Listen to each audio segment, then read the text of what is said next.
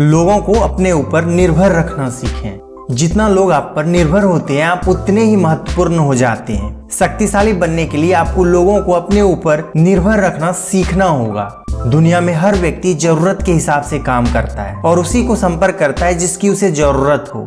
आइए इसे एक एग्जाम्पल से समझते हैं। जर्मनी के एक नेता बिस्मार्क ने एक कमजोर राजा को खोजा जो पर्शिया का राजा था। बिस्मार्क ने राजा को पूरी तरह अपने ऊपर निर्भर कर लिया। उसने राज्य में अपनी स्थिति को इतना मजबूत बना लिया कि राज्य में उसकी तरह कोई और निर्णय नहीं ले सकता था। दोस्तों, लोग जिस व्यक्ति पर निर्भर होते हैं उसी को अहमियत देते हैं। शक्तिशाली बनने के लिए जरूरी है कि आप लोगों को अपने ऊपर निर्भर करना सीखें। नेक्स्ट, दूसरों को अपनी तरफ करने का प्लान बनाइए। दोस्तों, शक्ति का मतलब है लोगों को अपने नियंत्रण में रखना और उनसे अपनी चाल पर प्रतिक्रिया करवाना। जब आप लोगों को अपनी तरफ आकर्षित करते हैं तो सारा नियंत्रण आपके हाथ में होता है और जिसके हाथ में नियंत्रण होता है उसी के पास शक्ति होती है, वही शक्तिशाली होता है। जब आप दूसरे व्यक्ति को कार्य करने के लिए मजबूर करते हैं तो नियंत्रण आपके हाथ में होता है। तो दोस्तों, कहने का मतलब ये है कि अपने लाभ के लिए चारा डालें और दूसरों को अपनी ओर मिलाएं और उन्हें नियंत्रण में रखें। आइए इसे एक एग्जाम्पल से समझते हैं। बिस्मार्क, जो कि जर्मनी का एक ताकतवर नेता था, उन्होंने कहा था कि जब वह हिरण को पकड़ने के लिए चारा डालते हैं तो कभी पहली हिरनी को गोली नहीं मारते बल्कि पूरे झुंड के आने का इंतजार करते हैं। अपने दुश्मन को अपनी चाल पर प्रतिक्रिया करने को मजबूर करें, उन्हें शानदार लाभ होने का लालच दें और अपनी ओर आकर्षित करें और फिर उस पर आक्रमण करें। नेक्स्ट, दूसरों से काम लेना सीखें। 48 लॉ ऑफ पावर के अनुसार शक्तिशाली बनने के लिए आपको दूसरों से काम लेना आना चाहिए। उन लोगों को हायर करें जो वह काम कर सके जो आप चाहते हैं। दूसरों के ज्ञान का खुद उपयोग करें, इससे आपका बहुमूल्य समय बचेगा और आपको दक्षता और गति की एक समान आभा प्रदान होगी, यानी आप दूसरे का क्रेडिट प्राप्त कर पाएंगे। आइए इसे एक उदाहरण से समझते हैं। थॉमस एडिसन ने निकोला टेस्ला की कंपनी को जनरेटर में सुधार का काम दिया। टेस्ला ने पूरे 1 साल तक कठिन परिश्रम करके जनरेटर में न कि सुधार किया बल्कि बड़े बदलाव किए। टेस्ला की सारी मेहनत का क्रेडिट एडिसन को मिला। निकोला टेस्ला ने रेडियो का भी आविष्कार किया लेकिन उसका क्रेडिट भी मार्कोनी को मिला। और वैज्ञानिक पद पर रहते हुए निकोला ने बहुत सारे आविष्कार किए पर उसका क्रेडिट उसे कभी नहीं मिला।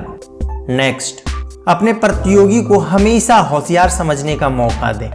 आप अपने प्रतियोगी के सामने अपने को मूर्ख महसूस कराएं। आप उसे महसूस कराएं कि वो आपसे ज्यादा होशियार है। जब एक बार आपके प्रतियोगी को यह विश्वास हो जाता है कि वो आपसे ज्यादा स्मार्ट है तो आप उसे आसानी से हरा सकते हैं। उसे हमेशा ये दिखाएं कि आप कुछ नहीं जानते। उनके सामने बेवकूफ बनकर रहने से लोग आपको अपने बारे में खुद बताएंगे और उन्हें आपकी शक्ति और उद्देश्य के बारे में पता नहीं चलेगा। जब आप लोगों को महसूस कराएंगे कि वो आपसे अधिक शक्तिशाली है तो इससे आप आसानी से उसके सुरक्षा कवच को तोड़ सकेंगे और आपको जरूरी जानकारी हासिल हो जाएगी। नेक्स्ट, किसी से कमिटमेंट ना करें। आप किसी से कोई कमिटमेंट ना करें क्योंकि जब आप किसी से कोई कमिटमेंट करते हैं तो आप उसे पूरा करने के लिए प्रतिबद्ध हो जाते हैं। जिससे आप कमिटमेंट करते हैं आपका नियंत्रण उसके हाथ में चला जाता है। आपको अपनी छवि मजबूत बनानी चाहिए। किसी से कमिटमेंट करने का मतलब है अपने आप को उनके हवाले कर देना। ऐसा करने से आपका कर्तव्य बढ़ जाता है और खुद पर नियंत्रण कम हो जाता है।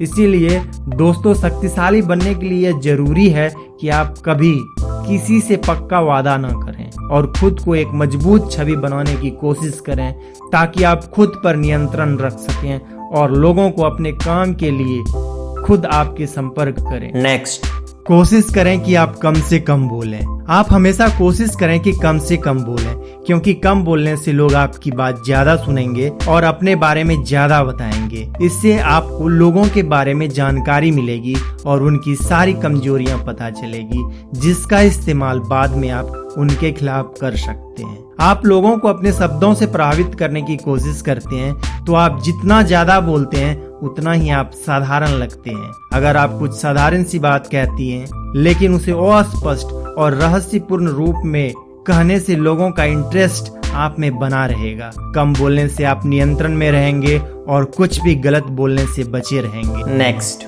लोगों की कमजोरियों को ढूंढें। लोगों की कमजोरी को ढूंढें जिन पर उनका अधिकार नहीं और उसे लोगों के खिलाफ इस्तेमाल करें। कुछ लोग आसानी से अपनी कमजोरी अपने आप बताते हैं। यदि आपको लोगों की कमजोरी के बारे में पता चल जाए तो आप जरूरत पड़ने पर उसका इस्तेमाल कर सकते हैं। आइए उसे उदाहरण से समझते हैं। फ्रांस की रानी कैथरीन जो राजा हेनरी की पत्नी थी, वह पुरुषों की कमजोरी को उसके खिलाफ इस्तेमाल करती थी। वह लोगों की संवेदनशीलता और भावुकता का प्रयोग अपने फायदे के लिए करती थी।